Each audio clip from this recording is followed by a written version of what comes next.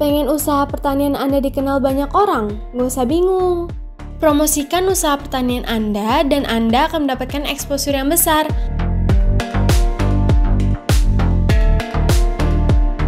Mulai dari website, YouTube, Instagram, TikTok, X, dan Facebook. Daftarkan segera hanya di Jaga Tani.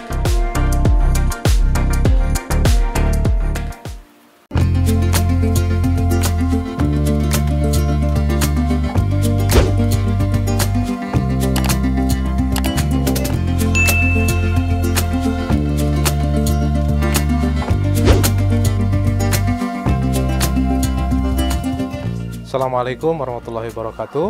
Halo sahabat tani, salam Jaga Tani.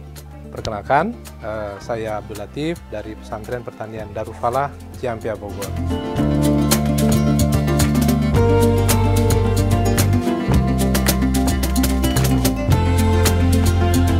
Baik, jadi Darul Falah memang secara harfiah itu kalau kita terjemahkan, kalau kita artikan itu kampung atau rumah pertanian.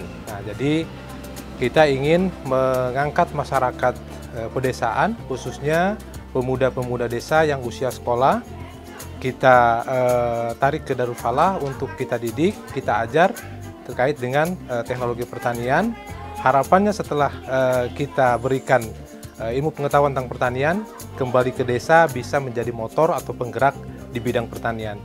Tapi plusnya tentunya karena pesantren, dia juga bisa menyampaikan ya ajaran-ajaran Islam atau pendidikan-pendidikan Islam, kemudian juga dibarengi dengan tadi menggerakkan di bidang pertanian. Jadi sejarah Darul Falah ini didirikan 1960 ya, 1960 April kurang lebih, itu berdiri di atas tanah wakaf seluas 26,5 hektar. Ya, mungkin kalau sekarang kita coba data ulang kembali, mungkin sekitar 23 hektar yang tersisa lah yang ada. Nah, Darul Falah sendiri memang memasukkan kurikulum pertanian, kan sesuai dengan nama tadi Darul Falah, itu berarti secara harfiah adalah pesantren pertanian Darul Falah atau kampung pertanian ya. Nah, maka sebagian dari kurikulumnya itu ada kurikulum yang kita masukkan dalam kurikulum secara keseluruhan, yaitu kurikulum pertanian atau kurikulum keterampilan pertanian. Ya. Nah, karena ada jenjang pendidikan yang beberapa jenjang pendidikan di Darul Falah ini, diantaranya ada RA, SD dan MTS serta Madrasah Aliyah. Nah, yang memang kita masukkan di kelas atau pembelajaran secara klasikal di kelas, yaitu tingkat SMP dan tingkat SMA atau MTS dan Madrasah Aliyah, yang memang kita ajarkan teorinya terkait dengan pelajaran atau ilmu pengetahuan tentang pertanian atau tentang budidaya pertanian, seperti itu.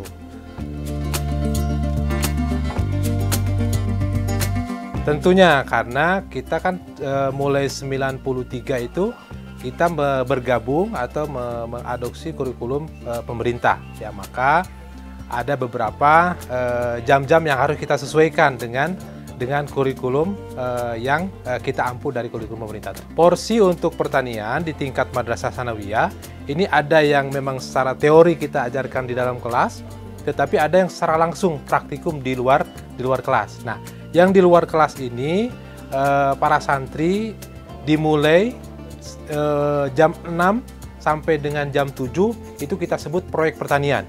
Jadi semua santri berada di lapangan. Ya, untuk apa? Untuk tadi mulai dari mengolah lahan, kemudian menanam, merawat sampai pada akhirnya memanen hasil apa yang dia tanam itu. Ya. Nah, di tingkat sanawiyah tentunya tidak banyak variannya, ya, hanya lebih fokus kepada budidaya tanaman. Nah, di tingkat SMA atau tingkat aliyah itu lebih banyak variannya, ya, ada budidaya tanaman, kemudian perikanan, peternakan, bahkan sampai kepada pengolahan hasil. Plus ditambah nanti bagaimana kaitan dengan manajemen usaha pertanian. Itu baru di tingkat atau di level madrasah aliyah yang lebih komplit.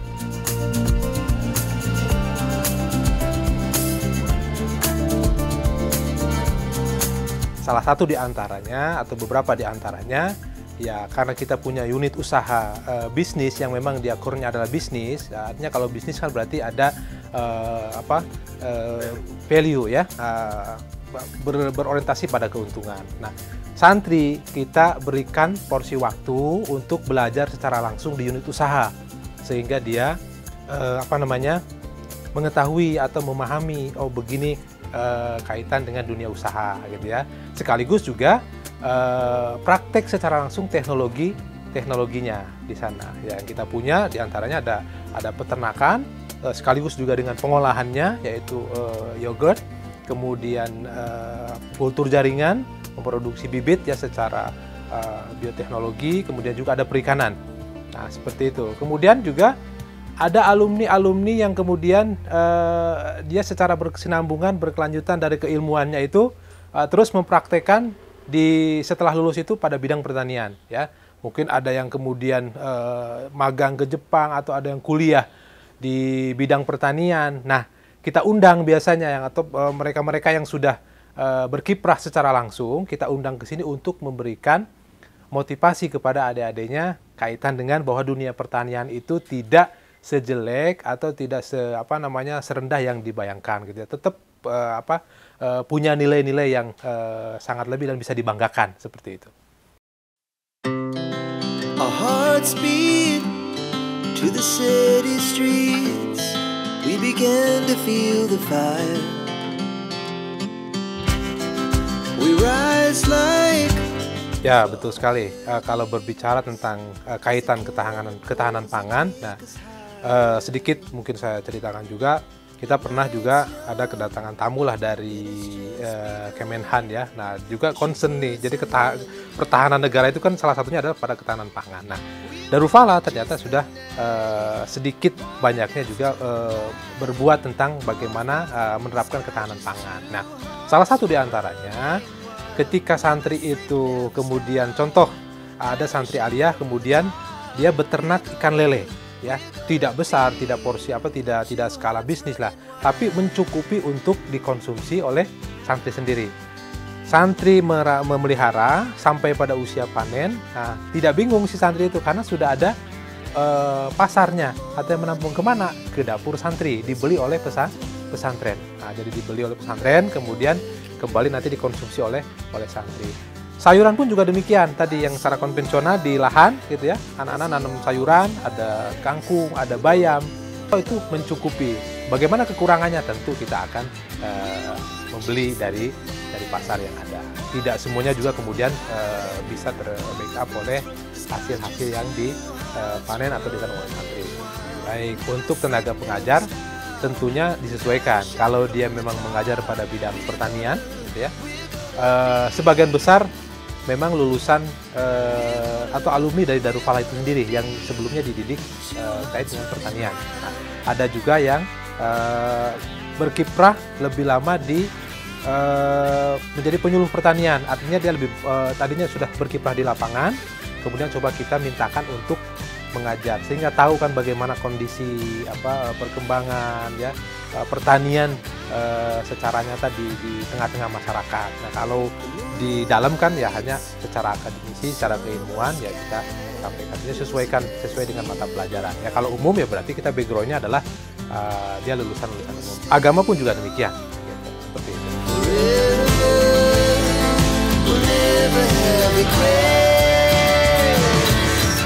Tentu para pendiri kami juga yang melanjutkan dari perjuangan para pendahulu, bagaimana pertanian ini tentunya kaitan dengan pesantren, santri bisa dakwah santri bisa dakwah dengan pertaniannya. Kan dakwah itu tidak mesti kemudian kita menyampaikan hadis-hadis, menyampaikan Al-Quran, tapi bagaimana melalui media pertanian ini kita bisa mengajak masyarakat petani pada khususnya itu kita berikan ya ajaran-ajaran melalui media pertanian gitu ya. Kemudian juga tentu harapan-harapannya adalah kita bisa berkontribusi ya. Setidaknya skup kecil adalah lingkar masyarakatnya atau di mana dia tinggal, kemudian dia bisa membawa atau bisa mewarnai atau bisa menggerakkan khususnya pada bidang pertanian sebagai upaya untuk tadi ketahanan pangan tadi. Minimal untuk keluarga itu tercukupi. Kemudian lebih luas ya pada skup RT, kemudian kelurahan, dan lebih luas lagi ya tadi. Syukur-syukur bisa mewarnai sampai ke negara melalui kebijakan-kebijakan. Nah, jadi alhamdulillah nih, Santri Darul Falah tidak hanya langsung berkecimpung ke bidang pertanian, ada juga kemudian sekarang yang menjadi anggota legislatif, anggota dewan gitu ya. Ada yang di DPR kabupaten, di provinsi, bahkan insya Allah akan ada yang di DPR pusat. Nah, mudah-mudahan bisa apa namanya minimal dia masih membawa nama Darul Falah, kemudian bisa kemudian membawa kebijakan-kebijakan khususnya pada bidang pertanian itu untuk ikut mengembangkan dunia pertanian, seperti itu.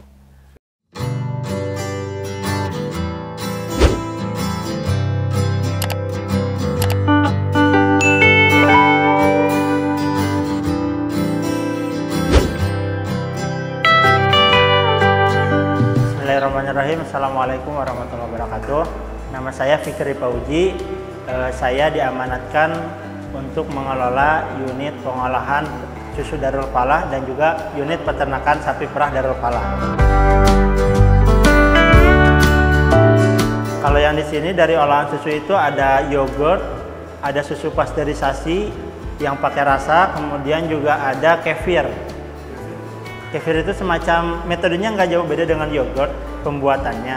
Hanya saja dia menggunakan mikroba yang lebih banyak dan nanti hasil akhirnya itu akan memiliki rasa yang lebih asam 2-3 kali lipat daripada si yogurt.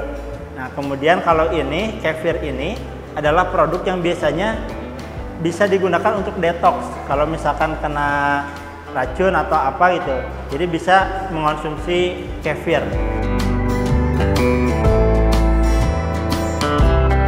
Kalau susu ini semua bahan baku utama kita dapat daripada produk kandang sendiri. Jadi kita di atas ada peternakan sapi perahnya, punya kita sendiri, Pesantren Darul Falah. Setelah diproduksi, kemudian diantar ke sini, lalu diolah menjadi tadi yogurt, susu pasteurisasi, dan kefir. Sekarang ada 13 ekor sapi. Ada yang induk laktasi, yang kita perah itu ada 5 ekor. Ada 1 ekor yang sedang mengandung apa namanya, udah mau lahiran, jadi kita tidak perah. Juga ada 4 ekor yang anak-anak, yang kecil, yang pedetan, kemudian ada 3 ekor yang darahnya.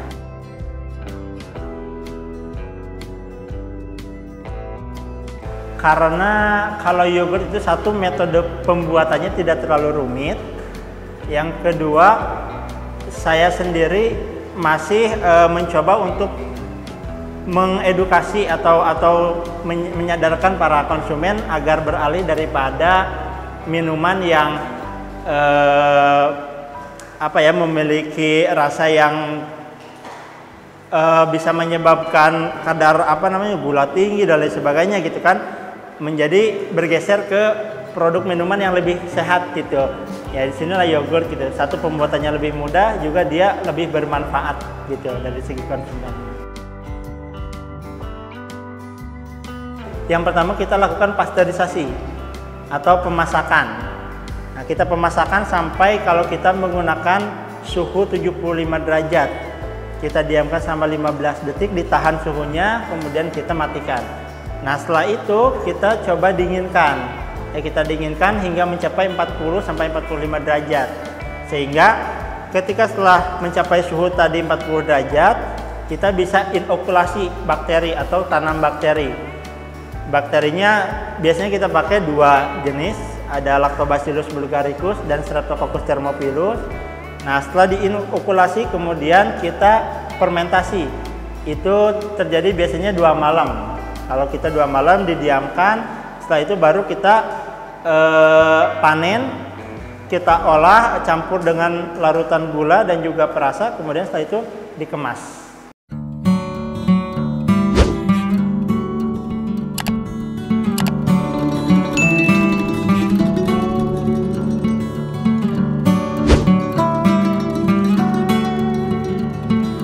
Assalamualaikum warahmatullahi wabarakatuh. Perkenalkan, saya Muhammad Adil. Saya di sini sebagai manajer teknik atau manajer litbang di PT Dava Tekno Agro Mandiri Pesantren Pertanian Darul Falah.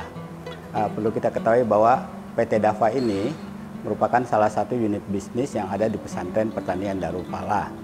Di sini kami memperbanyak bibit secara kultur jaringan, ya.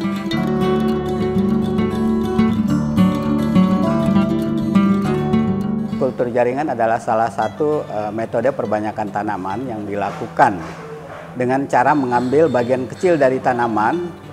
Bagian kecil itu kita bisa ambil dari bagian daun, batang, ataupun akar, ataupun tunas-tunas ujungnya yang kita ambil untuk diperbanyak dalam suatu wadah botol seperti ini.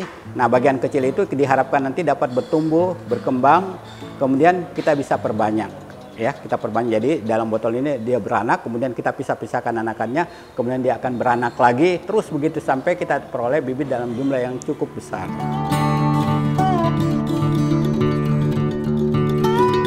Nah, kenapa dia harus dilakukan di laboratorium? Karena dalam pengerjaan ini harus dalam kondisi betul-betul steril, ya, betul-betul steril, di mana kita memerlukan peralatan-peralatan dan bahan-bahan yang betul-betul bebas hama dan penyakit. Ya, jadi kita kita menggunakan bahan-bahan maupun alat-alat yang betul-betul steril, ya. Termasuk dalam botol ini ya kita menggunakan medium agar-agar. Agar-agar ini perlu disterilkan, ya. Kemudian yang mengerjakannya juga harus betul-betul bersih. Jadi tidak sembarang. Jadi memang butuh ruangan khusus, ya. Nah, kita buat laboratorium kultur jaringan di sini.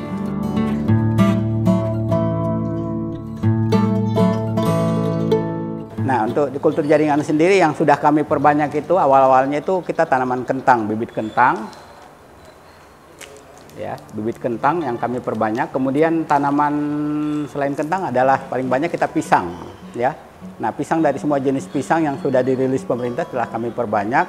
Kami sudah sebarkan ke seluruh Indonesia, mulai dari Sumatera sampai Papua pernah kami kirim bibitnya. Kemudian tanaman lain kita ada tanaman-tanaman hias yang lain seperti aglonema yang dulu marak, kemudian tanaman anggrek, dan hampir semua jenis tanaman yang bisa dikultur kami sudah pernah lakukan. Secara teori semua tanaman bisa dikultur jaringan, ya, tapi belum tentu tanaman itu sebaiknya dikultur jaringan, karena ada beberapa tanaman yang ternyata tidak perlu sebenarnya pakai kultur jaringan. Kalau dilihat dari harga bibitnya yang murah, tapi kemudian dari konvensional biasa juga sudah banyak bisa dilakukan secara perbanyakannya sudah bisa massal secara konvensional biasa. Sedangkan kalau di kultur jaringan memang harus biasanya kita lakukan pada tanaman-tanaman yang memang produktivitas untuk benihnya sendiri untuk perbanyakan sendiri secara konvensional itu tidak bisa banyak gitu. Jadi kita lakukan kultur jaringan untuk memperbanyak.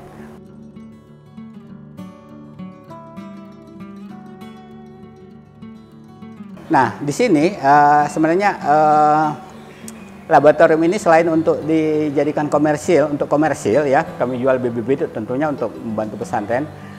Di sini juga merupakan tempat pembelajaran para santri. Jadi setiap Jumat Sabtu ada mata pelajaran khusus namanya praktek usaha pertanian yang dilakukan oleh santri mulai dari santri sanawiyah maupun aliyah yang melakukan praktek di semua unit bisnis yang ada di pesantren Darul Falah, termasuk di kultur jaringan. Jadi di kultur jaringan ini, nah tiap semester mereka digilir, ya, digilir. Nanti yang dari sini mungkin ke peternakan lagi semester depannya, ya, digilir terus sampai semua, insya Allah semuanya akan dapat nanti di semua unit bisnis ini. Jadi santri diikutkan di sini untuk praktek, bukan untuk bekerja, tapi untuk belajar. Nah, karena kita bibit di sini, ya tentunya kita usianya juga bervariasi, ya. Yang penting sudah keluar dari botol, sudah bebas diaklimatisasi penyesuaian dengan ini, kemudian kami bisa kirim dalam bentuk kecil. Biasanya dalam bentuk bibit-bibit ya setinggi paling 10 cm, 20 cm atau 30 cm di polybag. Tapi kalau untuk kentang kami biasanya kirim dalam bentuk botolan. Botolan begini biasanya pada daerah-daerah dataran tinggi di Bandung, Pangalengan dan sebagainya kami kirim dalam bentuk botolan. Karena di sini kami tidak bisa keluarkan karena kondisi suhu dan iklim di sini tidak memungkinkan untuk kami tumbuhkan di sini. Jadi harus dibawa ke daerah dataran tinggi. Nah, kalau untuk membantu pesantren sih untuk hasilnya sendiri saya memang kita relatif, ya, karena ini kan kita perbanyak, ini kan pesanan-pesanan, ya. Kadang juga kalau lagi banyak pesanan, jadi biasanya kita untuk bibit pisang sendiri itu biasa tiap akhir tahun kita di situ banyak. Jadi sekarang ini kita lagi perbanyak, mungkin tiap bulan kita belum jual ya, tapi nanti di akhir tahun nanti keluar semua untuk kami jual. Tapi kalau untuk hasil yang didapat itu ya relatif ya, Tapi sebagian sudah ya saya kurang tahu ininya, tapi sebagian pasti ada untuk pesantren pastinya, karena memang kita dirikan ini memang untuk mendukung pesantren, pendidikan dan semua kegiatan yang ada di pesantren.